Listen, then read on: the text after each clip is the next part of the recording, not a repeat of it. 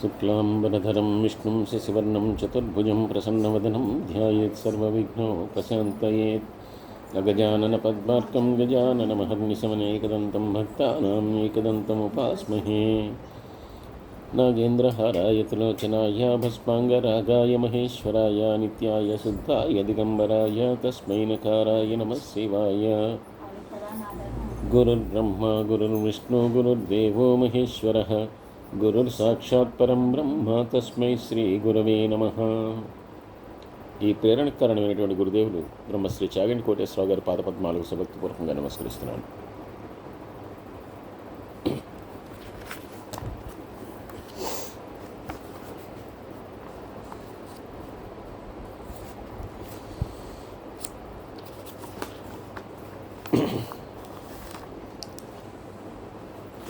మనం కాశీక్షేత్రంలో నివాసం చేయటం వల్ల ఆ శిష్యుడికి కలిగినటువంటి గొప్ప అనుగ్రహాన్ని, కాశీక్షేత్ర మహత్యాన్ని మనం ఇంతకుముందు అధ్యాయంలో తెలుసుకున్నామండి. ఇలా గురువుగారు ఎప్పుడైతే బ్రహ్మ విష్ణువులు ప్రత్యక్షమైనా కూడా శిష్యుడు ఎటువంటి దీనికి కూడా లోను కాకుండా గురువుగారు చెప్పిందే వింటాను అని చెప్పి అన్నాడు. దాంతో ఆయన చాలా సంతోషించి మళ్ళీ ఆయన యథారూపాన్ని పొందాడు. పొందినటువంటి వాడు ఇప్పుడు శిష్యుడితో అన్నాడు, నువ్వు చేసినటువంటి సేవల వల్ల నేను చాలా సంతుష్టున్నాను కాబట్టి మామూలుగా శిష్యులు గురుదక్షిణ ఆయన ఇస్తారు, అలా కాదు, నేను నీకు ఒక వరాన్ని ప్రసాదిస్తానయ్యా, ఏం కావాలో కోరుకో అని చెప్పి అన్నాడు. అప్పుడు ఈయన అన్నాడు, నేను సాక్షాత్తు పరమేశ్వరుడే ప్రత్యక్షమైనా కూడా నేను మీ సేవ మాత్రమే కోరుకున్నానండి. కాబట్టి అది మీరు అడిగినా, సాక్షాత్తు ఈశ్వరుడే అడిగినా, ఎవరడిగినా కూడా నేను కోరుకునేటువంటిది అదొక్కటే, కానీ నాకు వేరే కోరికలు ఏమీ లేవు, మీ పాదసేవలో తరించాలన్నదే నా కోరిక అని చెప్పి అన్న తర్వాత, నువ్వు చాలా మనోనిగ్రహం కలిగినటువంటి వాడివి, అలాగే చాలా గొప్పవాడివి, పాపరహితుడు, ఎటువంటి పాపము లేనటువంటి వాడివి, కాబట్టి నీకు శుభమవుగాక అని చెప్పి అన్నాడు. ఎందుకంటే ఇవ్వటానికి ఇంకా ఈయనేం వరం కోరుకోవట్లేదు. అప్పుడు ఈ శిష్యుడు అన్నాడు, నాకు ఒక సందేహం మాత్రం ఉంది, దాన్ని మాత్రం నేను అడుగుతాను, కాబట్టి మీరు ఆ సందేహాన్ని నివృత్తి చేస్తాను అంటే కనుక నేను అడుగుతాను. ఎందుకంటే గురువు చెప్పకుండా ఏది కూడా స్వయంగా అడగకూడదు, కానీ ఇది సందేహం, నాకు పాఠంలో ప్రశ్న కాదు, నేను అడగటానికి సందేహం ఉంది, అది మీరు కనుక ఒప్పుకుంటే కనుక నేను అడుగుతాను అని చెప్పి అన్నాడు. ఆయన అన్నాడు, తప్పకుండా అడుగు, పర్వాలేదు అన్నాడు. ఆయన అన్నాడు, మీరు వ్యాస మహర్షి సంతతిలో ఉన్నటువంటి వారు. ఈయన అంటే ఈ ధర్మపాలుడు ఎవరైతే ఉన్నాడో, ఈయన గురువుగారు ఎవరైతే ఉన్నాడో, ఆయన వ్యాస మహర్షి యొక్క శిష్య ప్రకోటిలో ఒకటైనటువంటి పైలుడు అనేటటువంటి ఆయన యొక్క కుమారుట. అలాగే వేద ధర్మాలన్నింటినీ కూడా నిరంతరం కూడా ఎప్పుడు కూడా వాటిని అవలంబించేటటువంటి వాడు. అలాంటి వాళ్ళు మీరు, అంటే మీరు అంత గొప్పవాళ్ళు, మీరు ఈ కాశీక్షేత్రానికి వచ్చి ఇక్కడ మాత్రమే మీ నివాసం ఏర్పరచుకోవటానికి, అలాగే మీకు నేను సేవ చేసేటటువంటి అదృష్టాన్ని ఈ కాశీక్షేత్రంలో నాకు ప్రసాదించడానికి కారణం ఏంటి అని చెప్పి ఈయన అడిగట్ట. అప్పుడు ఆయన చెప్పింది ఏంటంటే, నేను ఎంత గొప్పవాడినైనా ఈ కాశీక్షేత్రం అనేటటువంటిది అన్నిటికంటే గొప్పది. సృష్టిలో అన్నిటికంటే గొప్పది ఏదైనా ఉందంటే కనుక అది కాశీక్షేత్రమే. నేను ఎంతో ఉత్తమ జన్మని ఎత్తిన, ఎన్నో విద్యలు తెలుసున్నా కూడా నేను నీలాగా దైవ దర్శనాన్ని ఇంత శీఘ్రంగా నేను పొందలేదు. అలాగే నువ్వు కూడా ఆ ఈశ్వరుడి యొక్క దర్శనాన్ని ఇక్కడికి వచ్చిన తర్వాత మాత్రమే పొందగలిగావు నువ్వు చేసేటటువంటి సేవలతో. అలాగే నువ్వు చేస్తున్నటువంటి సేవల్ని చూసిన తర్వాత ఆ విష్ణు భగవానుడికి కూడా ప్రీతి కలిగింది, ఆయన కూడా నీకు దర్శనమిచ్చాడు. కాబట్టి ఇతర ప్రదేశాల్లో ధర్మాన్ని ఆచరిస్తూ నియమనిష్ఠులతో ఎంత గొప్ప సిద్ధుల్ని సంపాదించినా కూడా వాటితో వచ్చేటటువంటి పుణ్యఫలం ఏదైతే ఉందో అవి సంప్రాప్తించడానికి కొన్ని సంవత్సరాలు పడుతుంది అక్కడ. కానీ అలాంటివన్నీ కూడా కాశీ క్షేత్రంలో క్షణకాలంలో లభ్యమవుతాయి. అంటే ఇక్కడ ఎక్కువసేపు వాటి కోసం ఎదురు చూడాల్సినటువంటి అవసరం లేదు. అందువల్లనే ఈ కాశీ క్షేత్రానికి అటువంటి మహాత్మ్యం ఉంది. ఇక్కడ స్వల్పంగా చేసినటువంటి పుణ్యమైనా సరే అది చాలా గొప్పదైనటువంటి ఫలితాన్ని ఇస్తుంది. కారణం ఏంటంటే కాశీ క్షేత్రంలో ఆ పరమేశ్వరుడు, అమ్మవారు, విష్ణు భగవానుడు, గణపతి, సూర్యుడు, బ్రహ్మగారు, ఇట్లా సకల దేవతలు కూడా వారికి నివాస స్థానం ఇది. వాళ్ళందరూ కూడా ఇక్కడ ఉంటారు. అందువలన కాశీక్షేత్రంలో చేసేటటువంటి ఏ చిన్న పనైనా కూడా అత్యధికమైనటువంటి పుణ్యఫలాన్ని ప్రసాదిస్తుందయ్యా అని చెప్పి ఆ గురువుగారు శిష్యుడికి అతను అడిగినటువంటి సందేహానికి సమాధానంగా చెప్పి, అందువల్ల నేను ఈ కాశీక్షేత్రంలోకి వచ్చి నీ చేత అటువంటి సేవలు చేసేటటువంటి భాగ్యాన్ని నీకు కలిగించడం, దాని ద్వారా నీకు ఎప్పుడూ కూడా దొరకనటువంటి విష్ణు దర్శనం నీకు చాలా శీఘ్రంగా దొరకటం, అలాగే పరమేశ్వరుడు దర్శనం కలగడం జరిగింది అన్న తర్వాత ఈయనన్నాడు, చాలా చక్కని విషయం చెప్పారండి. అయితే మీరు చెప్పింది క్లుప్తంగా ఉంది. ఈ కాశీ క్షేత్రం యొక్క ప్రభావం ఏంటో నేను స్వయంగా అనుభవించాను, తెలిసింది. కానీ ఈ క్షేత్రం యొక్క గొప్పదనాన్ని నాకు మీరు ఇంకా చెప్పవలసింది అని చెప్పి ఆయన అడిగిన తర్వాత ఆ గురువుగారు ఇప్పుడు ఈ శిష్యుడికి కాశీ క్షేత్రం యొక్క మహాత్మ్యాన్ని చెప్తూ ఉన్నారు. ధర్మాన్ని ఎవరైతే ఆశ్రయించి ఉంటారో, ధర్మ మార్గంలో ఉండేటటువంటి వాళ్ళందరికీ కూడా ఈ కాశీ క్షేత్రాన్ని దర్శించాలి అనేటటువంటి ప్రీతి కలుగుతుంది. ఎవరైతే ధర్మాన్ని ఆశ్రయించకుండా ఉంటారో వాడికి ఎప్పుడు కూడా కాశీ వెళ్ళాలని అనిపించదు, వాడు ఆ ధర్మ మార్గంలో ఉండడు. కానీ ఎవరైతే ధర్మాన్ని ఆశ్రయించి ఉంటారో వారందరికీ కూడా కాశీని దర్శించాలి అనేటటువంటి ఒక కోరిక కలుగుతుంది. అలాగే ఈ కాశీ క్షేత్రము అనేటటువంటిది సత్యము. అంటే ఈ పాంచభౌతిక ప్రపంచం ఏదైతే ఉందో ఇదంతా కూడా మిథ్యా ప్రపంచం, మాయా ప్రపంచం. ఇవన్నీ కూడా మాయ చేత కల్పించుకొనబడినవే. అంటే మాయ అనేటువంటిది మళ్ళీ పరమేశ్వరుడు యొక్క సృష్టి. ఈ మాయలోనే సృష్టి అంతా కూడా జరిగింది. మాయలోనే పంచభూతాలన్నీ సృష్టింపబడ్డాయి, సత్వరజ స్తమో గుణాలన్నీ సృజింపబడ్డాయి. ఇదంతా కూడా మాయలో ఉంది. కానీ ఈ కాశీ క్షేత్రము అనేటటువంటిది మాత్రము మాయ కాదు, మిథ్య కాదు. ఇది సత్యము, యథార్థము. ఇది నిజమైనటువంటిది. ఇక్కడికి ఈ క్షేత్రాన్ని దర్శించడం వల్ల వాళ్ళకి కేవలం భగవంతుని యొక్క సేవ, భగవంతుని యొక్క ఆరాధన అనేటటువంటి కోరికలు మాత్రమే కలుగుతాయి. అంతకంటే వారికి ఇతరమైనటువంటి కామ్యములు, అంటే ఇతరమైనటువంటి కోరికలు ఏవి కూడా వాళ్ళకి కలగవు. అందువల్ల ఈ కాశీ క్షేత్రానికి అదొక మహత్యం. అలాగే ఈ కాశీ క్షేత్రంలో సద్బ్రాహ్మణుడైనా, అలాగే ధార్మికతను ఆశ్రయించేటటువంటి ఏ మానవుడైనా సమానమైనటువంటి ఫలితం కలుగుతుంది. అంటే వర్ణముతో సంబంధము లేదు ఇక్కడ. ఎవరైనా కూడా దాన్ని ఆ భగవంతు యొక్క అనుగ్రహాన్ని పొందగలుగుతారు. అలాగే కాశీలో వచ్చిన వారికి వారి యొక్క వృద్ధాప్య బాధలు, అనారోగ్య సమస్యలు, ఇవన్నీ కూడా ఈ కాశీలో ఉండేటటువంటి అమ్మవారి యొక్క అనుగ్రహం వల్ల వాళ్ళకి అవన్నీ కూడా పెద్దగా ఇబ్బంది పెట్టవు. అంతేకాదు మరణ సమయంలో ఈ కాశీ క్షేత్రంలో అమ్మవారే వచ్చి స్వయంగా ఆ తారక మంత్రాన్ని ఆ కాశీలో మరణించేటటువంటి వాని యొక్క చెవిలో ఆవిడ చెప్తుంది. కాబట్టి కాశీ క్షేత్రంలో మరణించేటటువంటి వాడికి బ్రహ్మ ప్రాప్తి కలుగుతుంది. వాడు బ్రహ్మలోకాన్ని చేరుకుంటాడు. అలాగే కాశీ క్షేత్రంలో ఉండటం వలన సజ్జన సాంగత్యం కలుగుతుంది. గంగా స్నానం వల్ల వారి పాపాలన్నీ కూడా పోతాయి. అంతేకాదు పాపాచరణ పట్ల అరుచి కలుగుతుంది. అంటే ఏదైనా పాపము చేయాలంటే కనుక దాని మీద ఆసక్తి ఉండదు. పుణ్యాలు చేయాలంటే కనుక దానివల్ల ప్రీతి కలుగుతుంది. ఏదైనా ఒక పుణ్యం చేద్దాం అనేటటువంటి ఇష్టం కలుగుతుంది. అలాగే మన ప్రవృత్తి మారుతుంది, దానగుణం అనేటటువంటిది కలుగుతుంది. అలాగే ఏదైనా మనం ఇవ్వకుండా మనకి ఏ రకమైనటువంటి పుణ్యము లభించదు అనేటటువంటి ఒక ఉద్దేశ్యము, ఒక ఆలోచన మనసులో కదులుతుంది. అలాగే ఇతర ప్రదేశాల్లో అష్టాంగ యోగంతో కూడినటువంటి సిద్ధుల్ని సంపాదించాలంటే ఆ అష్టాంగ యోగం అంతా కూడా పూర్తి చేస్తే కానీ సమాధి స్థితి అనేటటువంటిది కలగదు.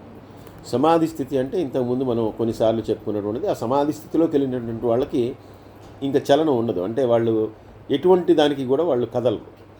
వాళ్ళు ఒక స్థితిలో ఉండిపోతారు. వాళ్ళని బహిష్కృతులను చేయాలంటే చాలా కష్టం. అలా మహానుభావులు రామకృష్ణ పరమహంస, రమణ మహర్షి వీళ్ళందరూ ఆ సమాధి స్థితిలోకి వెళ్ళిపోయారట. అంటే ఈ మధ్య కాలంలో ఉన్నటువంటి వాళ్ళలో కూడా వాళ్ళు ఎదురుకుండా కూర్చున్నట్టే కనిపిస్తారు, కానీ వాళ్ళు దానిలోంచి బయటికి రారు.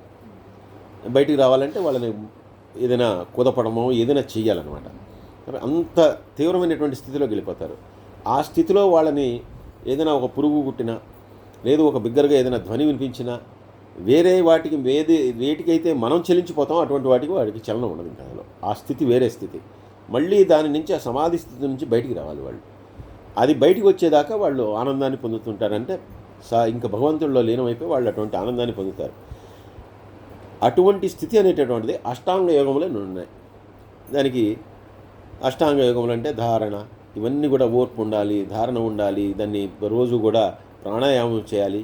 వాటన్నిటినీ చేసి ఆ అష్టాంగ యోగములన్నీ చేస్తే కనుక వాడికి అటువంటి సిద్ధి అనేటటువంటిది వస్తుంది. షట్చక్రాలని వీటన్నిటిని కూడా ఉత్తేజపరచాలి. అప్పుడు మాత్రమే సమాధి స్థితిలో కలుగుతుంది. కానీ కాశీలో అటువంటివి ఏమీ అవసరం లేకుండానే అటువంటి సమాధి స్థితిని పొందడానికి అవకాశం ఉంటుంది. అలాగే ఈ కాశీలో ఉన్నటువంటి నివాసం చేసేటటువంటి వారు, కాశీక్షేత్ర దర్శనానికి వచ్చేటటువంటి వాళ్ళు, అటువంటి ఆసక్తితో ఇక్కడికి వచ్చేటటువంటి వాళ్ళు ఎవరైతే ఉన్నారో వాళ్ళందరూ కూడా శివుని యొక్క గణంలో ఉన్నటువంటి వారే. వాళ్ళందరినీ కూడా శివగణంలో ఉన్నటువంటి వాడి కిందే వాళ్ళందరినీ కూడా తీసుకుంటారు. కాబట్టి అలాగా శివగణంలో వాడు కూడా ఉండిపోయినందుకు, శివగణంలో వాడు కూడా చేర్చుకోబడినందుకు ఇక్కడికి వచ్చేటటువంటి భక్తులే కాదు, ఆ భక్తుల యొక్క బంధుజనులు కూడా తరిస్తారు. వీళ్ళు కేవలం వీళ్ళు కాశీ వచ్చి తరించడం కాదు, వాళ్ళు కూడా తరిస్తారు. కాబట్టి ఈ కాశీ క్షేత్రంలో ఎప్పుడు కూడా మన అంతరాత్మలో ఉన్నటువంటి ఈశ్వరుణ్ణి సదా ధ్యానించేటటువంటి అవకాశం కలుగుతుంది. కాబట్టి ఎప్పుడు కూడా అటువంటి దానిలో ఉండిపోవాలి. మనకి స్వేచ్ఛాచారం వల్ల, అంటే మన ఇష్టం వచ్చినట్టుగా మనం ప్రవర్తించడం వల్ల, మనకి మనసు ఏవైతే కోరికలు కోరుతుందో వాటన్నిటినీ తీర్చుకోవటం వల్ల భ్రాంతి అనేటటువంటిది కలిగి అనేకమైనటువంటి తప్పుల్ని మానవులు చేయటానికి అవకాశం కలుగుతుంది. కానీ కాశీ క్షేత్రంలో అటువంటివి చేయటానికి వాటికి ఎటువంటి ఇచ్ఛా ఉండదు, కోరిక ఉండదు, అటువంటివి చేయడు. కాబట్టి కాశీ క్షేత్రానికి ఆ మహత్యం ఉంది. అదొకటి. మరొకటి, ఈ కాశీ క్షేత్రంలో ఇతర క్షేత్రాల్లో దానము చేతో లేదంటే యజ్ఞము చేతో విపరీతమైనటువంటి పూజల వలన అతి ప్రయాసతో చాలా కష్టం మీద మాత్రమే వాళ్ళకి మరణం అనేటటువంటిది సునాయాస మరణం జరుగుతుంది. మనం మరణించేటప్పుడు సాధారణంగా కోటిలో ఏ ఒక్కరికో ఆ సునాయాస మరణం అనేటటువంటిది కలుగుతుంది. అంటే ఉన్నటువంటి అలా వెళ్ళిపోవడం, ప్రాణం పోవడం, ప్రాణోత్క్రమణం జరుగుతుంది. కానీ సాధారణంగా అది చాలా కష్టమైనటువంటి విషయం. ఎందుకంటే చేసినటువంటి పాపాలన్నీ అప్పుడే వెంటబడతాయి. అందుకని ఏదో హాస్పిటలైజ్ అవ్వటం, ఏదైనా లేదంటే ఏ తీవ్రమైనటువంటి రోగాలు రావడం, బాధపడుతూ ఆ బాధలోనే ప్రాణి తన యొక్క ప్రాణాలను వదిలేయటం జరుగుతుంది. కాబట్టి అది చాలా కష్టమైనటువంటి మరణం, అందరికీ ప్రాప్తించేటటువంటిది సహజంగా. సునాయాస మరణం అనేటువంటిది కేవలం కొద్ది మందికి, ఎవరో కోట్లో ఒకళ్ళకి వాళ్ళు కూర్చుండగానే వెళ్ళిపోయారని చెప్తారు. కొంతమంది అలా కూర్చుంటారు, వెళ్ళిపోతారు. అలాంటి మరణం అనేటటువంటిది సాధారణంగా ఎవరికి కూడా కలగదు. అది భక్తి, దానము, యజ్ఞము, తపస్సు వీటి వల్ల సాధ్యమవుతుంది. కానీ కాశీక్షేత్రంలో మాత్రం, కలియుగంలో ముఖ్యంగా కాశీక్షేత్రంలో మరణించడం అనేటటువంటిది సునాయాసంగా జరుగుతుంది. కాశీక్షేత్రంలో వచ్చినటువంటి వాడు సునాయాసంగా వెళ్ళిపోతాడు. వాడు జబ్బులతోని కానీ వాటితో కానీ బాధపడి చనిపోవాల్సినటువంటి అవసరం లేదు. అలాగే వ్యాసుని చేత చెప్పినటువంటి ధర్మాలు ఏవైతే ఉన్నాయో, అంటే మన వేదముల్లో వచ్చినటువంటి వాడిని వ్యాస భగవానుడు చెప్పాడు. అవి ఏవైతే ఉన్నాయో అవన్నీ కూడా ఎవరు చెప్పినవి? సాక్షాత్తు విష్ణు భగవానుడు, అంటే ఆ పరమేశ్వరుడు ఆయనకి చెప్పినటువంటివి. అవి ఆయన చెప్పాడు. కాబట్టి వాటన్నిటినీ కూడా, ఆ ధర్మాల్ని త్రికరణ శుద్ధిగా ఆచరించాలి. ఏ మానవుడైనా కూడా కాశీక్షేత్రంలో ఉన్నటువంటి వాడు ఆచరించాలి. అలాగే కాశీక్షేత్రంలో మరణము ముక్తిని ప్రసాదిస్తుంది. అలాని కాశీక్షేత్రానికి వచ్చిన తర్వాత ఇక్కడ ఏదో జరిగిపోయి నాకు మరణం వస్తుంది అనేటటువంటి భయం ఎప్పుడు కూడా కూడదు. దానికి పెద్ద ఉదాహరణ నేనే. తీవ్ర వ్యాధితో నేను ఇబ్బంది పడుతున్నా కూడా మళ్ళీ నేను ఇప్పుడు స్వస్థుడినైపోయాను పూర్తిగా. కాబట్టి ఇక్కడ మృత్యుభయం లేదు. ప్రాణాలు పోతాయేమో, అనారోగ్యంతో చనిపోతామో, ఏదైనా వస్తుందేమో, మనకి ఏదైనా అవుతుందేమో అనేటువంటి భయం ఎటువంటిది లేదు. అలాగే పాప భయం అనేటటువంటిది లేదు. సహస్ర జన్మల్లో చేసినటువంటి పాపాలు, కొన్ని వేల జన్మల్లో చేసినటువంటి పాపాలన్నీ కూడా ఈ క్షేత్రంలో రాగానే, క్షేత్ర దర్శనం చేసుకోగానే మొత్తం కూడా పోతాయి. కడిగినట్టుగా అన్నీ కూడా వెళ్ళిపోతాయి. కాబట్టి ముముక్షువుకి, అంటే మోక్షాన్ని పొందాలనుకునేటటువంటి వాడికి కాశీవాసం చేయటం అనేటటువంటిది అత్యుత్తమమైనటువంటిది. ఎందుకంటే వాడికి తప్పకుండా ఆ మోక్షం అనేటటువంటిది ఇక్కడికి వచ్చిన తర్వాత కలుగుతుంది. అలాగే ఇక్కడ మోక్ష సిద్ధి అంటే పునరావృతము కానటువంటి జన్మరాహిత్యం. ఇంకా మళ్ళీ జన్మించాల్సినటువంటి అవసరం ఉండదు. అటువంటి గొప్ప విశేషం అనేటువంటిది కాశీక్షేత్రంలో ఉండటం వల్ల వస్తుంది అని చెప్పిన తర్వాత మళ్ళీ గురువుగారిని అడిగారు, మోక్షసిద్ధి కలుగుతుంది అన్నారు కదా, అలాగే ఆ మోక్షసిద్ధి అనేటటువంటిది ఏమిటి, దాన్ని గురించి ఇంకొంచెం వివరంగా నాకు చెప్పండి అని చెప్పి అడిగాడు. అప్పుడు మళ్ళీ గురువుగారు ఏం చెప్తున్నది ఏంటంటే, అనేకమైనటువంటి పాపకర్మములు ఉన్నాయని చెప్పి ప్రతి మానవుడికి తెలుసు. వాడు ఏం చేయకూడదో వాడికి తెలుసు. అయినా కూడా వాటన్నిటినీ చేయటం అనేటటువంటిది ఒక సాహసం కిందే చెప్పాలి. వాడికి తెలుసు ఈ పని చేయకూడదు, దీన్ని చేయటం వల్ల నేను నరక బాధలను అనుభవిస్తాను అని చెప్పి వాడికి తెలుసు. అయినా కూడా వాడు తప్పులన్నీ చేస్తాడు. అలా తప్పుల్ని చేసేటటువంటి వాడు, అలా పాపాలని మూట కట్టుకునేటటువంటి వాడు మరణించేటప్పుడు అనేకమైనటువంటి ఇబ్బందుల్ని పడతాడు. కానీ ఎవడైతే తప్పులు చేసినా కూడా చిట్ట చివరిలో కాశీక్షేత్రంలో ఆ విశ్వనాథుని దర్శించి కాశీక్షేత్ర నివాసం చేసి ఆ పరమేశ్వరుని తలుచుకుంటాడో అటువంటి వాడికి శాశ్వతమైనటువంటి ముక్తిని పొందేటటువంటి ఏకైక ఉపాయం ఏంటంటే కాశీక్షేత్రం. ఇక ఇంత మించినటువంటిది కలియుగంలో భూమి మీద ఏదీ కూడా లేదు. అలాగే ఇక్కడ కాశీక్షేత్రంలో ఎవరైతే దానం చేస్తారో, అంటే ఇక్కడ కనుక అన్నదానం కనుక చేస్తే వారు ఎన్ని సంవత్సరాలైతే చేస్తారో అన్ని యుగాల పాటు, అంటే ఇక్కడ 1 సంవత్సరం చేస్తే కనుక 1 యుగం పాటు వాళ్ళు స్వర్గంలో ఆనందాన్ని పొందుతారు. అంటే అంత విశేషమైనటువంటి అన్ని రెట్ల ఫలితాన్ని ఇది ఇస్తుంది. అలాగే ఎవరైనా కాశీవాసం చేయటానికి ఎవరైతే ప్రోత్సహిస్తారో వాళ్ళకి కూడా కాశీవాసం చేయటం వల్ల ఎటువంటి ఫలితం వస్తుందో అటువంటి ఫలితాన్ని వస్తుంది. ఎవరినైనా, అందుకే కొంతమంది తమ ఏదైనా తీర్థాలకు వెళ్ళేటప్పుడు కానీ, లేదంటే భగవద్ దర్శనానికి వెళ్ళినప్పుడు కానీ కొంతమందిని తీసుకెళ్తారు తమతో పాటు.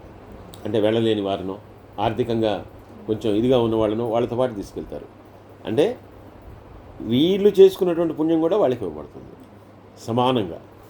అలాగే ఎవరైతే వచ్చినటువంటి వాళ్ళకి ఉచితంగా భోజనాన్ని కానీ వసతి సౌకర్యాన్ని కానీ కల్పిస్తారో వాళ్ళకి కూడా చాలా గొప్ప ఫలితం. ఎటువంటిదంటే వాళ్ళ చేసినటువంటి సకల పాపాలని కూడా నివృత్తి చేసుకునేటటువంటి ఫలితం కలుగుతుంది. అందువల్ల ఇక్కడికి వచ్చేటటువంటి మనుషులు కానీ, ముముక్షువులు కానీ, సన్యాసులు కానీ వీరందరూ కూడా తాము సాక్షాత్తు శివస్వరూపులమే అని చెప్పి భావించి ఆ రకంగా చేయటం వల్ల వాళ్ళకి ఎంతో గొప్ప పుణ్య ఫలితం కలుగుతుంది అని చెప్పిన తర్వాత ఈ కాశీ క్షేత్రంలో ఏమి చేయాలో చెప్పారు గురువుగారు.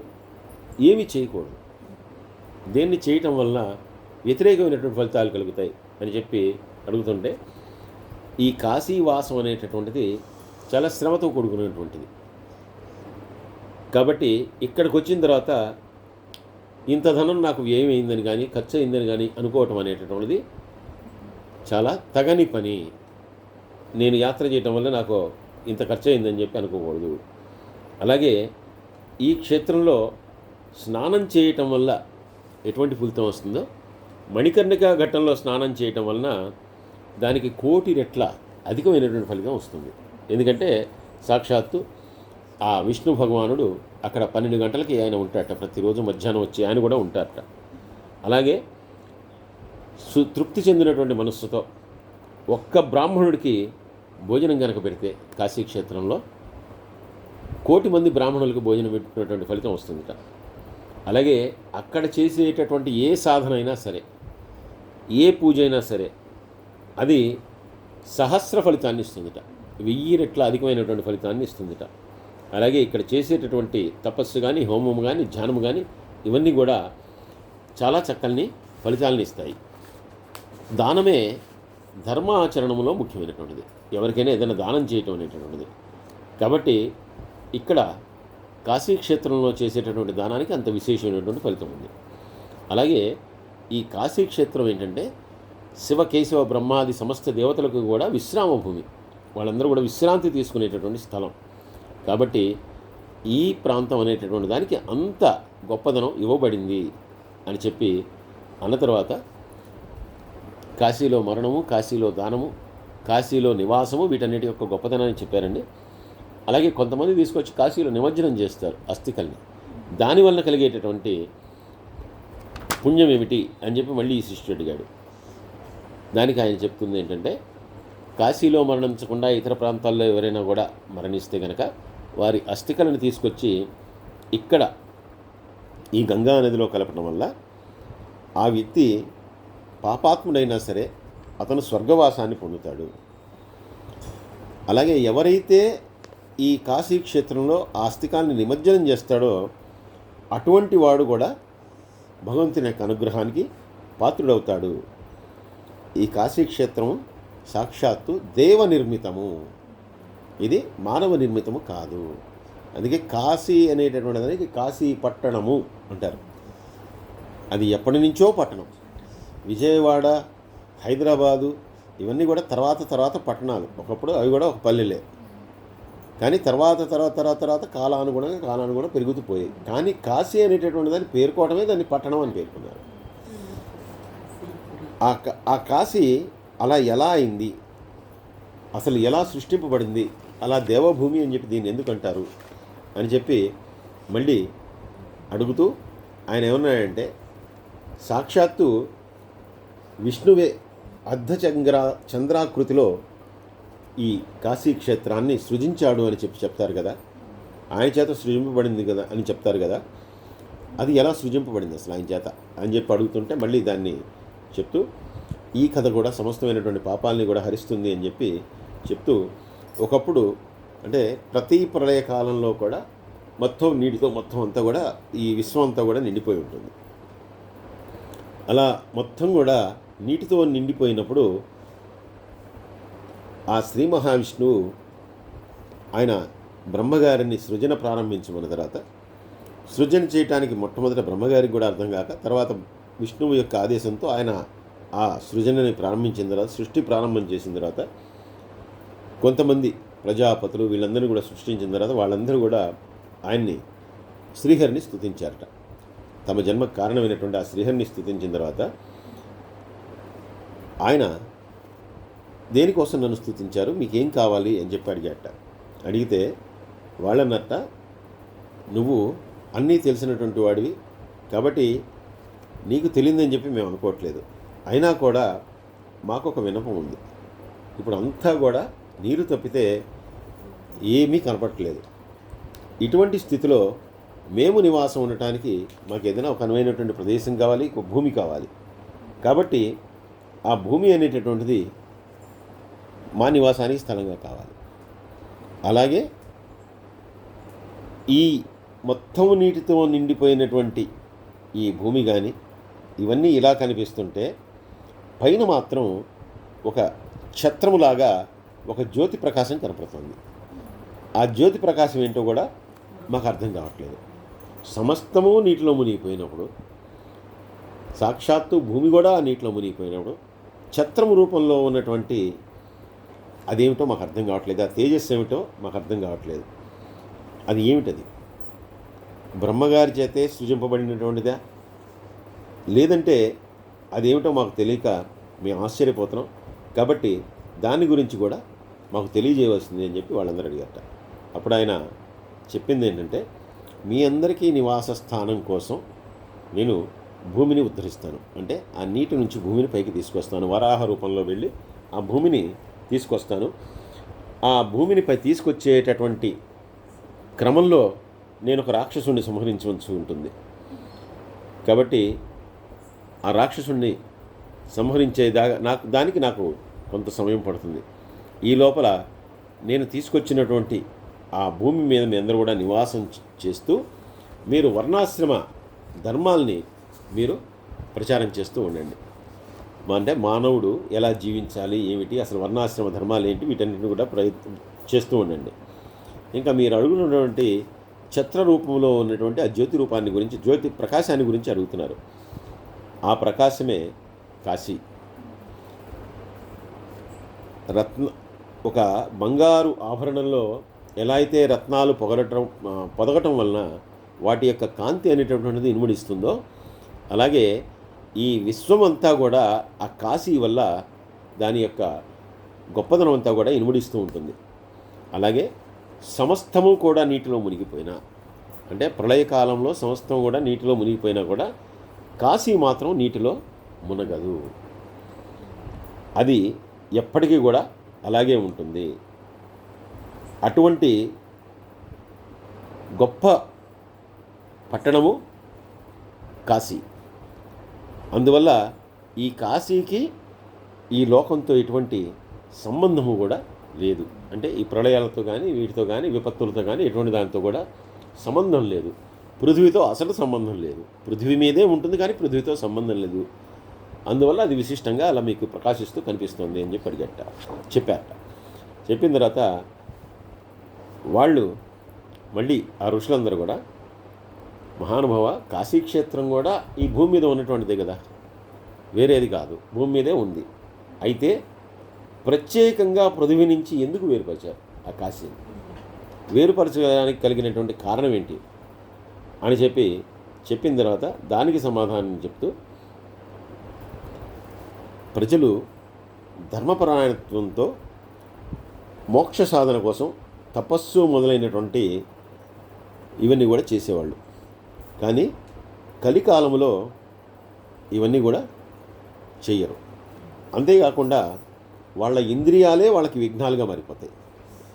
ఎందుకంటే ఇంద్రియ నిగ్రహం అనేటటువంటిది అస్సలు ఉండదు. కాబట్టి ఆ ఇంద్రియాలు అనేటటువంటివి వారికి అనేకమైనటువంటి విఘ్నాలుగా మారిపోతాయి. అలా మారిపోయినప్పుడు వాళ్ళు మోక్షప్రాప్తి ఎలా పొందగలుగుతారు? వాళ్ళు మోక్షప్రాప్తిని పొందడానికి అవకాశం ఉండదు. అందువల్ల ఎవరైనా సరే మోక్షప్రాప్తిని పొందటానికి అనువుగా ఈ కాశీ అనేటటువంటిది సృజింపబడింది. కాబట్టి ఆ కాశీ క్షేత్రంలో ఎటువంటి వాడైనా కూడా మోక్షాన్ని పొందవచ్చు తన యొక్క మరణంతో. కాశీక్షేత్రం యొక్క దర్శనం దానికి చాలు అని చెప్పిన తర్వాత, మహానుభావ, నీ యొక్క హృదయస్థానం నుండి ఆ పరమేశ్వరుని యొక్క లింగము, కాశీక్షేత్రంలో ఉండేటటువంటి లింగము ఉద్భవించింది అని కూడా చెప్తారు. దానికి కలిగినటువంటి కారణం కూడా చెప్పమని మళ్ళీ వాళ్ళందరూ అడిగారు. అప్పుడు దానికి చెప్తూ, సాక్షాత్తు ఈశ్వరుని యొక్క హృదయస్థానం నుంచి వచ్చినటువంటి పంచక్రోశాత్మక లింగమే ఆ విశ్వనాథలింగం. అలా ఉద్భవించినటువంటి లింగం ఏదైతే ఉందో ఊర్ధ్వముఖంగా, అంటే పైకి వైకుంఠం దాకా వ్యాపించిందిట. అలా వ్యాపించినప్పుడు సాక్షాత్తు పరమేశ్వరుడు అలా వైకుంఠం దాకా వ్యాపించినటువంటి ఆ శివలింగాన్ని దర్శించడం కోసం సాక్షాత్తు పరమేశ్వరుడే దిగి కిందకి వచ్చేసేట. వచ్చి విష్ణువు చేత సృజింపబడినటువంటి అద్భుతమైనటువంటి లింగాన్ని చూసి విష్ణువుని ప్రశంసించి, దేన్నైతే నువ్వు సృజించావో ఇటువంటిది ఇక్కడి నుంచి నేను కూడా వచ్చి దీన్ని దర్శించాను కాబట్టి, నేను కూడా వచ్చి ఈ లింగాన్ని చూశాను కాబట్టి, ఇది జ్యోతిర్లింగ రూపంలో సర్వ ప్రాణులకి కూడా విముక్తిని కలిగిస్తుంది, వాళ్ళందరికీ కూడా మోక్షాన్ని కలిగిస్తుంది అని చెప్పి వారందరికీ కూడా ఒక అనుగ్రహంలాగా ఇచ్చాట. అందువలన ఈ కాశీక్షేత్రంలో ఉండేటటువంటి విశ్వనాథలింగం ఏదైతే ఉందో అది జ్వాలారూపంలో ఉండేటటువంటి లింగము. ఇది అత్యంత చైతన్యవంతమైనటువంటిది. అందువలనే ఆ చైతన్యంతో, విపరీతమైనటువంటి తేజస్సుతోటి అది ఛత్రములాగా ఈ భూమి అంతా కూడా నీటిలో మునిగిపోయినా కూడా అది నిలబడి ఉంటుంది. కాబట్టి ఛత్రాకారంలో మీకు అది మీ అందరికీ కూడా దర్శనమిస్తోంది అని చెప్పిన తర్వాత విష్ణువు ఇలా అనేకమైనటువంటి విషయాలని తమకి సందేహాల్ని నివృత్తి చేయడంతో ఆ మునులందరూ కూడా సంతోషించి ఆయనకి నమస్కరించారట. తర్వాత ఇంకా కాశీక్షేత్రం యొక్క గొప్పదనాన్ని గురువుగారు శిష్యుడికి చెప్తూ, కాశీలో ఉన్నటువంటి పశువులకు కానీ, పక్షులకు కానీ, కీటకాలకు కానీ, వృక్షాలకు కానీ, దేనికైనా సరే కాశీలో ఉన్నటువంటి చరాచర పదార్థాలు దేనికైనా కూడా ధర్మాధర్మ వివక్ష అనేటటువంటిది ఉండదు. అంటే ఇది ధర్మము ఇది అధర్మం అనేటటువంటిది ఏమీ ఉండదు. కాబట్టి అంటే ఆ క్షేత్రంలో పాపాలు చేసేటటువంటి అవకాశమే లేదు.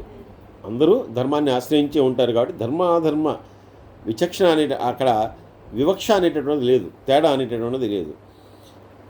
కానీ ఎవరైతే పాప బుద్ధితోటి కావాలని చెప్పి ఎవరైనా అటువంటి పాపములు కనుక చేస్తే గనక ఎలా అయితే వాళ్ళు చేసినటువంటి పుణ్యానికి 1,000,000 రెట్ల పుణ్యఫలం దొరుకుతుందో, సహస్ర పుణ్యఫలం దొరుకుతుందో, అలాగే వారికి అదే సమానమైనటువంటి పాప ఫలితం కూడా దొరుకుతుంది.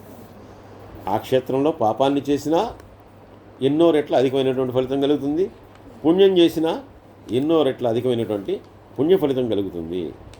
అయితే పాప భీతి అనేటటువంటిది చాలా కొద్ది మందికి మాత్రమే ఉంటుంది. ముఖ్యంగా కలియుగంలో పాప భీతి అనేటటువంటిది చాలా కొద్ది మందికి మాత్రమే ఉంటుంది, ఎవరికి కూడా ఉండదు. అటువంటి పాపభీతి కలిగినటువంటి వాడు తప్పకుండా కాశీ దర్శనం చేసుకోవాలి. కాశీ దర్శనంలో చేసుకుని ఎవరైతే ధర్మాన్ని ఆలంబనగా చేసుకుని ఎవరైతే వారి యొక్క జీవితాన్ని కొనసాగిస్తారో వారందరికీ కూడా ఇటువంటి గొప్ప గొప్ప ఫలితాలను పొందేటటువంటి అవకాశం ఉంటుంది అని చెప్పి కాశీ ఉత్కృష్టత గురించి ఆయన గురువుగారు అవన్నీ చెప్పి, నువ్వు ఇంకా నేను చెప్పినటువంటి నియమాల్ని పాటిస్తూ ఈ కాశీవాసం చెయ్యి. కాశీవాసం చేస్తే కనుక నువ్వు చాలా ఆ పరమేశ్వరుని యొక్క అనుగ్రహాన్ని ఇప్పటికే పొందావు, ఇంకా గొప్ప అనుగ్రహాన్ని పొందుతావు. అలాగే తిరిగి మళ్ళీ ఈ భూమి మీద జన్మించవలసినటువంటి అవసరం నీకు లేకుండా పోతుంది అని చెప్పిన తర్వాత ఈ శిష్యుడు కూడా ఇక కాశీక్షేత్రంలోనే ఉండిపోయి కాశీక్షేత్రంలో ఉన్నటువంటి ధర్మాల్ని, కాశీక్షేత్రం యొక్క గొప్పదనాన్ని ఈయన అందరికీ కూడా ప్రచారం చేస్తూ ఆ కాశీక్షేత్రంలోనే ఉండిపోయాట. ఉండిపోతే ఇప్పుడు ఈయనకు కూడా అనేక మంది శిష్య ప్రశిష్యులు ఈ శిష్యుడికి, ఈ దీపకుడికి ఏర్పడ్డారు. వారందరూ కూడా ఈయన్ని దర్శించి ఈయన దగ్గర కాశీక్షేత్రం యొక్క గొప్పదనాన్ని తెలుసుకుంటూ, ఈ కాశీక్షేత్రంలో చేయవలసినటువంటివి చేయకూడనివి ఏంటో అవన్నీ తెలుసుకుంటూ వారు కూడా ధర్మ మార్గంలో ప్రవర్తిస్తూ ఉన్నారట. ఈయన కూడా అనేక విషయాల్ని తన యొక్క శిష్యులందరికీ కూడా చెప్తూ ఉండగా వాళ్ళు తమకు తెలియనటువంటి విషయాలన్నింటినీ కూడా అడుగుతూ ఉండేవాళ్ళట. అలా అడిగినటువంటి వాళ్ళు సాధారణంగా శివభక్తులు ఎవరైతే ఉన్నారో వాళ్ళందరూ కూడా రుద్రాక్షల్ని, భస్మమును ధారణ చేస్తారు కదా, దానికి కారణం ఏమిటి, రుద్రాక్షలకి ఆ విభూతికి ఉన్నటువంటి గొప్పదనం ఏమిటి అని చెప్పి అడిగారట. రుద్రాక్ష అనేటటువంటిది రుద్రుని యొక్క కన్ను, సాక్షాత్తు పరమేశ్వరుని యొక్క కన్ను. అయితే ఆ పరమేశ్వరుని యొక్క అక్షు ఏదైతే ఉందో అది ఒక మొక్క రూపంలో వచ్చి దాని నుంచి రుద్రాక్షలు అనేటువంటివి వస్తాయి. కాబట్టి ఎవరైతే ఆ రుద్రాక్ష ధారణ చేస్తారో, రుద్రాక్షల్ని ధరిస్తారో వారందరికీ కూడా ఈశ్వరుని యొక్క అనుగ్రహం కలుగుతుంది. అంతేకాదు ఒక్కసారి ఆ రుద్రాక్షల్ని ధరించడం వల్ల వాడిలో ధార్మికత అనేటటువంటిది ఎక్కువగా పెరిగిపోతుంది, ధర్మబుద్ధి అనేటటువంటిది కలుగుతుంది, పాప భీతి అనేటటువంటిది కలుగుతుంది. అందువలన ఆ రుద్రాక్షని ధరించినటువంటి వాడు పాపము చేయడానికి సాహసించడు, వాడు పాపాలని చేయడు. కాబట్టి రుద్రాక్షకు అంత గొప్పదనం ఉంది. అలాగే భస్మము అనేటటువంటిది సాక్షాత్తు పరమేశ్వరుని యొక్క విభూతి, అంటే ఆయన యొక్క మరొక రూపమే ఆ విభూతి. కాబట్టి ఆ భస్మధారణ ఎవరైతే చేస్తారో వారికి కూడా ఈశ్వరుని యొక్క అనుగ్రహం ఉంటుంది. వారికి కూడా పైన చెప్పినటువంటి ధర్మాచరణ, మోక్ష, ఈ పాపభీతి ఇవన్నీ కూడా వస్తాయి. కాబట్టి అటువంటి వారు కూడా ఇటు భస్మధారణము అలాగే రుద్రాక్ష ధారణం చేసేటటువంటి మానవులు ఎవరైతే ఉన్నారో వాళ్ళందరూ కూడా సజ్జన సాంగత్యం చేస్తూ వారు ఎప్పుడూ కూడా మనసులో చెడు ఆలోచనలు కానీ చెడు వ్యతిరేకమైనటువంటి విధానాలు కానీ ఆలోచనలు కానీ లేకుండా ఉంటారు. కాబట్టి వాళ్ళందరూ కూడా ఈ కాశీ క్షేత్రం రుద్రాక్ష మహిమ అలాగే విభూతి వలన వారందరూ కూడా భగవంతుని యొక్క అనుగ్రహాన్ని చాలా శీఘ్రంగా పొందడానికి అవకాశం ఉంటుంది. అలాగే ఈ కాశీలో ఉండేటటువంటి వాళ్ళు ఎవరైనా సరే భైరవుని యొక్క ఆజ్ఞను పాటిస్తూ ఉండాలి. భైరవుడు అక్కడ క్షేత్రపాలికుడు. అంటే ప్రతి క్షేత్రానికి కూడా ఒక పాలకుడు ఉంటాడు. అంటే ఒక ప్రాంతాన్ని ఒక ఆలయాన్ని తీసుకుంటే కనుక దాని క్షేత్రపాలకుడు అంటే దాని యొక్క మంచి చెడ్డలన్నీ చూసేటటువంటి వాడు. ప్రతి క్షేత్రానికి ఒక క్షేత్రపాలకుడు ఉంటాడు. ఒక్కొక్క క్షేత్రంలో అంటే ఆంజనేయ స్వామి వారు క్షేత్రపాలకుడిగా ఉంటే మరో క్షేత్రంలో అదే భగవంతుడికి అంటే విష్ణు భగవానుడికి ఒక క్షేత్రంలో ఆంజనేయ స్వామి ఉంటారు, ఇంకో దానిలో గరుకుమందుడు ఉండొచ్చు. అలా వాళ్ళు మారినా కూడా ప్రతి దానికి కూడా ఒక క్షేత్రపాలకుడు ఉంటాడు. అలాగే కాశీ క్షేత్రంలో ఉండేటటువంటి క్షేత్రపాలకుడు కాలభైరవుడు. కాబట్టి ఈ కాలభైరవుణ్ణి అందరూ కూడా ఆయన యొక్క ఆజ్ఞలకు లోబడి ఉండాలి. అందుకే కాశీ క్షేత్రానికి వెళ్ళినటువంటి వాళ్ళు కూడా ముందర కాలభైరవుణ్ణి దర్శనం చేసుకోవాలి అని చెప్పి చెప్తారు. అలాగే ఒక విచిత్రమైనటువంటి ఆచారం, కాశీ క్షేత్రంలో కాలభైరవుడి దర్శనానికి వెళ్ళినప్పుడు మనం చూస్తాము. అక్కడ మన భక్తుల్ని అంటే దగ్గరికి పిలిచి ఒక చిన్న కర్ర లాంటి దాంతో వీపు మీద కొడుతూ ఉంటారు. అంటే కాలభైరవుడు ఆ క్షేత్రపాలకుడు కాబట్టి అక్కడ ఎవరైతే పాపాలు చేస్తారో వారందరినీ కూడా కాలభైరవుడు దండిస్తూ ఉంటాడు.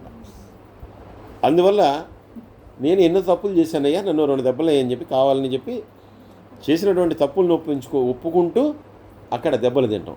అక్కడ ఉన్నటువంటి బ్రాహ్మణుడు ఎవరైనా అలాగా వాళ్ళని వీపు మీద దాంతో కొడుతూ ఉంటారు. అందుకే కాబట్టి పాపుల్ని శిక్షించేటటువంటి వాడు ఆ కాలభైరవుడు. కాబట్టి ఆయనకి ఆజ్ఞకి లోబడి మాత్రమే ఎవరైనా ఉండాలి. అలాగే కాశీ క్షేత్రంలో ఉండేటటువంటి వాళ్ళు వీలైనంత వరకు మితమైనటువంటి ఆహారాన్ని తీసుకోవాలి. అంతేగాని అమితమైనటువంటి ఆహారాన్ని తీసుకుంటూ వారి యొక్క శరీరాన్ని పెంచుకోకూడదు. అలాగే వాళ్ళు ఆచార వ్యవహారాలు ఏది పాటించినా కూడా అది శాస్త్ర సమ్మతమైనటువంటివే అయి ఉండాలి. అలాగే వాళ్ళకి కనుక తెలియకపోతే కనుక వాటిని గురువుల దగ్గర పెద్దల దగ్గర అడిగి తెలుసుకుంటూ ఉండాలి. అలాగే కాశీలో మాట్లాడేటటువంటి మాట ఏదైతే ఉందో అది ఎప్పుడు కూడా పవిత్రంగా ఉండాలి. ఇక్కడ అనవసరమైనటువంటి సంభాషణలు, వ్యర్థ సంభాషణలు ఇటువంటివి ఏవి కూడా చేయకూడదు. ఈ కాశీ నివాసం అనేటటువంటిది శోకనాశనాన్ని, భయాభయహరణాన్ని అంటే భయం అనేటటువంటిది పోగొడుతుంది. అలాగే దుఃఖాన్ని పోగొడుతుంది.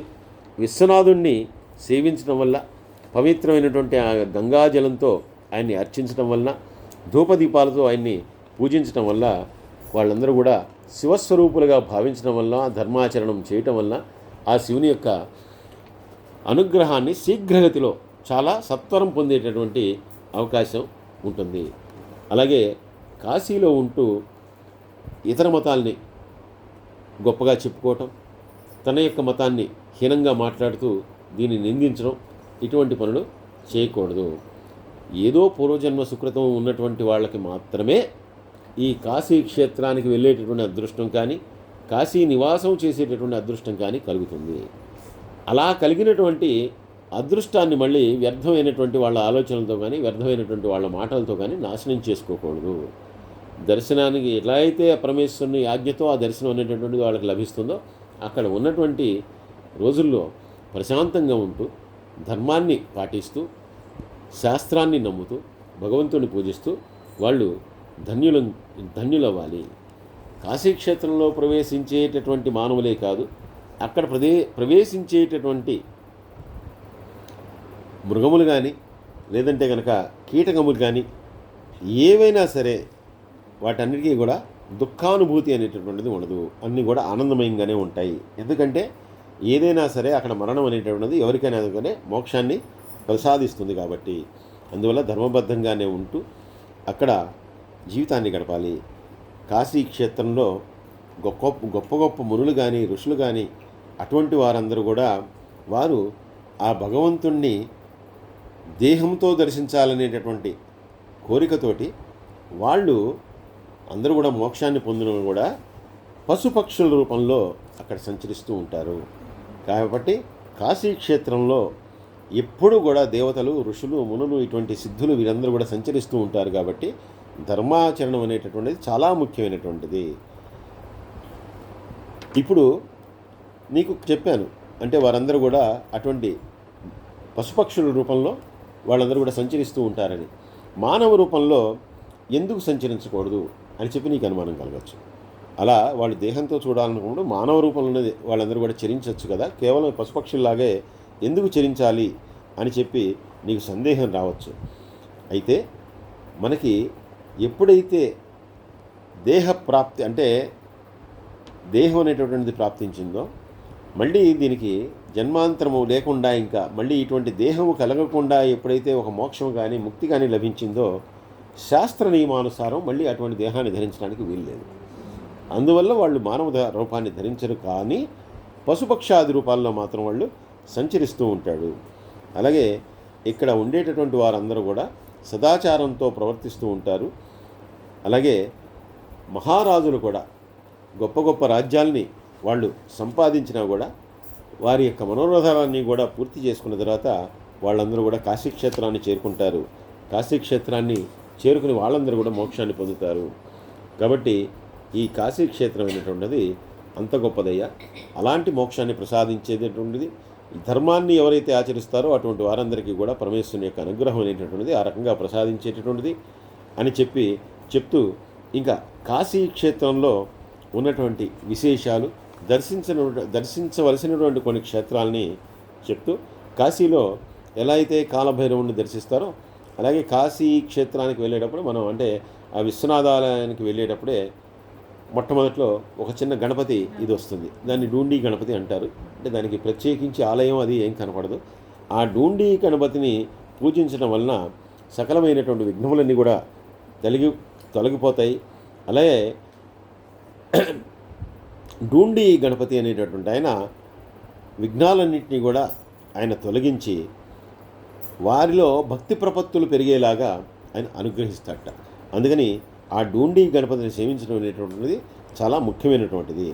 అలాగే కాలభైరవుణ్ణి కూడా ఎవరైతే దర్శిస్తారో వాళ్ళందరినీ కూడా మోక్షానికి అర్హత కలిగే విధంగా ఆ కాలభైరవుడు అనుగ్రహిస్తాడు. కాబట్టి కాలభైరవుని యొక్క దర్శనం అనేటువంటిది మోక్ష ప్రాప్తికి కారణమవుతుంది. అలాగే వారు చేసినటువంటి పాపాలన్నీ కూడా తొలగించుకోవడానికి కాలభైరవుని యొక్క దర్శనం అనేటువంటిది చాలా ముఖ్యమైనటువంటిది. అలాగే ఎవరైతే కాశీలో నివాసం అనేటువంటిది ఇంకా సుఖవంతం కావాలనుకుంటారో, అంటే ఆనందంగా ఉండాలనుకుంటారో, అటువంటి వారు బ్రాహ్మణులకి భోజనం పెట్టండి. దండపాణి అనేటటువంటి ఆలయం ఉంటుంది. దండపాణి అనేటటువంటి ఆలయం. ఆ దండపాణి అనేటటువంటి ఆలయాన్ని దర్శించడం ద్వారా ఆ దండపాణి సంతోషించి వీరు ఆనందంగా ఆ కాశీక్షేత్రంలో ఉండగలిగేట్టు, వాళ్ళకి కాశీక్షేత్రంలో ఉన్నంతకాలం కూడా ఆనందమయమైనటువంటి జీవితం ఉండేట్లు ఆయన అనుగ్రహిస్తాట ఆ దండపాణి అనేటటువంటి భగవానుడు. అలాగే ఇక్కడ లోలార్కుడు అనేటటువంటి అంటే సూర్యుడికే లోలార్కుడు అనేటటువంటి పేరు, ఆయన ఆలయం ఉంది. అలాగే ద్వాదశాదిత్య రూపంలో ఉన్నటువంటి లోలార్కుడు ఆయన. అలాగే ద్వాదశాదిత్యులు కూడా ఆ కాశీక్షేత్రం చుట్టూతో కూడా ఉంటారు. వారందరినీ దర్శించడం వలన, అలాగే వారికి క్షీరాన్నంతో పూజించడం కానీ, క్షీరాన్నాన్ని నివేదన చేయటం వలన కానీ వారికి విశేషమైనటువంటి ఫలితం కలుగుతుంది. ఇది ఎటువంటి ఫలితం ఏంటంటే రోగములన్నింటినీ కూడా తొలగించేటటువంటి వాడు సూర్యభగవానుడు. కాబట్టి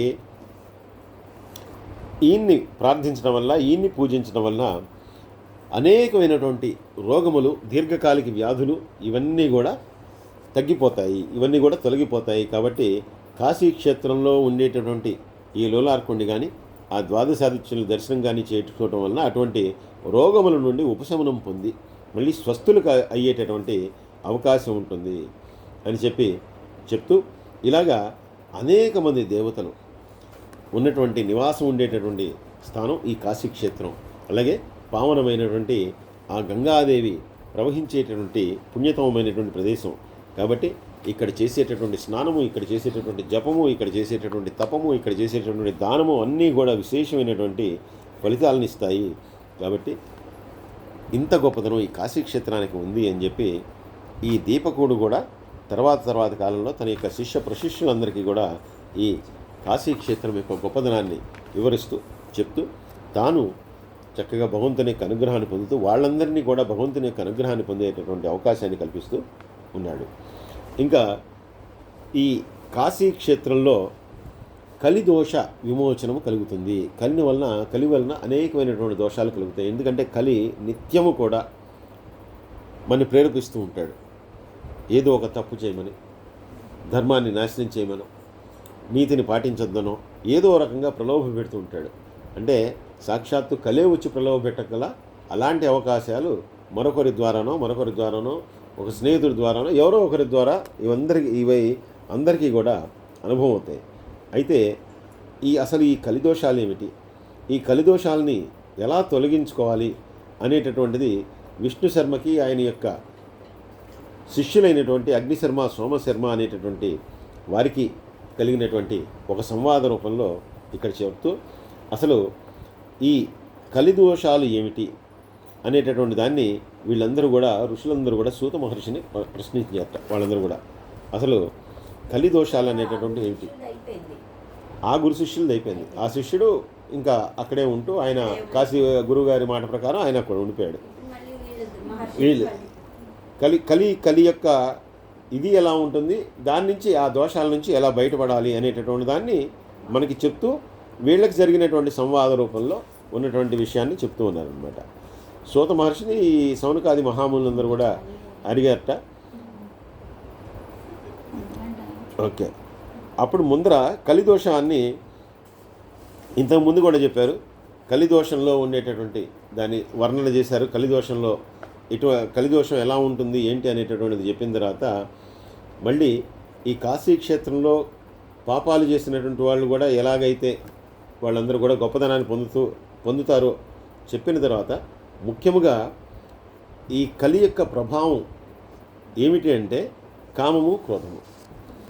ప్రతివాడికి కూడా అనేక రకాలైనటువంటి కామ్యములు, కోరికలు, అవి ఎన్ని తీరినా కూడా ఇంకా కలుగుతూనే ఉంటాయి. అలాగే క్రోధము, విపరీతమైనటువంటి క్రోధము, ఈ రెండు కూడా కలి యొక్క లక్షణాలు. కాబట్టి ఎవరైతే రెండింటిని కూడా నిగ్రహించుకోగలుగుతారో అటువంటి వారు ఆ దోషాలని నివృత్తి చేసినట్టు అవుతాయి. అయితే మనసుని నిగ్రహించుకోవటం కానీ లేదంటే అవలక్షణాలని అంటించుకోకుండా ఉండటం అనేటటువంటిది కానీ అంత సులభంగా సాధ్యమైనటువంటి విషయం కాదు. కలియుగంలో అది అస్సలు కుదిరేటటువంటి పని కాదు. అయితే అతి కష్టం మీద కాశీక్షేత్ర నివాసం వలన అటువంటివి త్వరగా సిద్ధిస్తాయి అనేటటువంటి దానిలో ఎటువంటి సందేహం కూడా లేదు. ఎందుకంటే మిగిలినటువంటి ప్రదేశాల్లో ఉన్నప్పుడు వాళ్ళకి విషయాల పట్ల, భోగాల పట్ల ఆసక్తి అనేటటువంటిది ఉంటుంది. కానీ ఎవరైతే ఈ కాశీక్షేత్రంలో ఉంటారో అటువంటి వారికి అటువంటి కామ్యములు కలగవు, అటువంటి ఇచ్ఛలు, అటువంటి ఆలోచనలు కూడా కలగవు. అలాగే మనోవైకల్యం అనేటటువంటిది అసలు ఈ దైవ దర్శనం వల్ల కలగదు. అందువల్ల ఈ కాశీక్షేత్రం అనేటటువంటిది అటువంటి వాటి యొక్క ప్రభావాన్నిన్నింటినీ తగ్గించడం ద్వారా కలిదోష నివారణకి చాలా గొప్పగా అనుకూలిస్తుంది. అంతేకాకుండా అసలు ఎవరైతే మనోనిగ్రహాన్ని కొంతైనా సాధించగలుగుతారో అటువంటి వారు పొరపాటున కూడా వదిలిపెట్టకూడదు. ఎందుకంటే వారి మనోనిగ్రహం అనేటటువంటిది ఇంకా వృద్ధి చేసుకోవడానికి కాశీ ఒక ముఖ్య క్షేత్రం అవుతుంది. కాబట్టి మనోనిగ్రహాన్ని చేసుకోవాలనే కాశీక్షేత్రంలో ప్రవేశించాలి. సత్కర్మలను ఆచరించాలనేటటువంటి బుద్ధితోనే కాశీక్షేత్రంలో పరించాలి. సజ్జన సాంగత్యం చేద్దామనే కాశీక్షేత్రంలో ప్రవేశించాలి. విశ్వనాథుని యొక్క దర్శనంతో తరిద్దామనే కాశీక్షేత్రంలో ప్రవేశించాలి. గంగానదిలో స్నానం చేసి మన యొక్క పాపాలన్నింటినీ కూడా ప్రక్షాళన చేసుకోవాలి అనేటటువంటి ఉద్దేశంతోనే కాశీలో ప్రవేశించాలి. అలాగే ఎటువంటి పాప ఆలోచనలు ఇవన్నీ కూడా మనసులో కలగకూడదు అనేటటువంటి ఉద్దేశంతోనే కాశీక్షేత్రంలో మనం ప్రవేశించాలి. ఇలా ప్రవేశించినటువంటి వారు అక్కడ వీలైనంత ఎక్కువ నివాసాన్ని చేసి వారి యొక్క దోషాలన్నీ పోగొట్టుకోవటానికి ముందర మనోస్థైర్యాన్ని పొందాలి.